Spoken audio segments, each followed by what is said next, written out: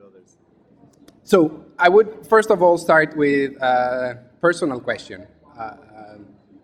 Do you cycle, and when did you start? What's your first? What was your first bike? I guess my first bike was it was called a Triumph 20 in Ireland. I think it was made by Raleigh. It was a great bike back in the 70s. So I've been cycling since I was a kid. I moved on from that. I got interested in cycle touring.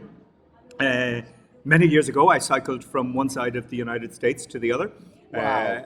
And that coast was coast to coast across America, and that was great fun. I got to see the country, and being on a bike, you get to meet people. So that was an amazing experience. And I've cycled down through France to Spain and over to Italy. So I've got to know two continents through the bike, and you get to meet some extraordinary people, and you get to see what conditions are like. And I guess more recently, I'm not doing the very long trips. But I'm doing a lot of city biking. So getting to know Brussels from over the handlebars has been quite an experience. There's some great routes, but there's a lot of tram tracks and a lot of kind of drivers who just want to get past you. Definitely. Brussels, I think it's getting better and better. We've had a good transport minister for the Brussels region. So I believe. Has done a lot. Yeah. But still, as you said, and someone said before, the car culture is still so strong. And the city itself was built to be efficient when efficiency meant efficient for cars. Yes, the glorious mid-20th century Exactly. when the car was king. But it's nice to see a rethink of the modern movement and a move towards sustainable mobility. And I think if you can do it in Brussels, you can do it almost anywhere else. Exactly, definitely. I think it's also one of the best examples.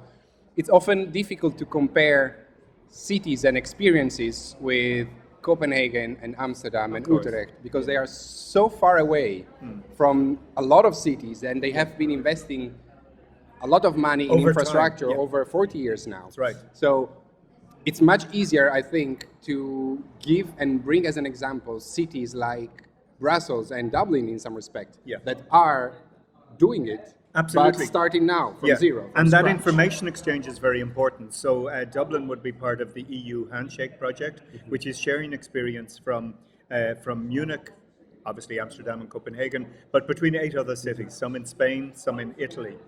Because there's a lot of cities out there that are discovering or rediscovering cycling, and they need to learn, obviously, from the leaders, but also from some of those secondary cities that have done a lot, particularly in this century. Yeah, definitely. And now let's go a little bit into your new position here in Brussels.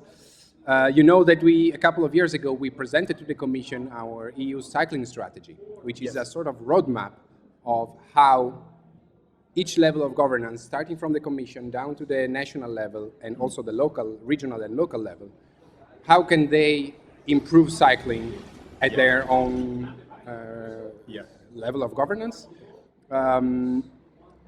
I hope we have brought some copies here, so I hope you will take one home. I think I will do that if I don't have a copy already. Okay, good. And hopefully you will also be able to promote it internally. Absolutely. No, I will. I sit on the TRAN committee, so a lot of transport issues come up. One thing I've noticed is there's often a focus on the big infrastructure projects, and they often tend to be high-speed rail and motorways.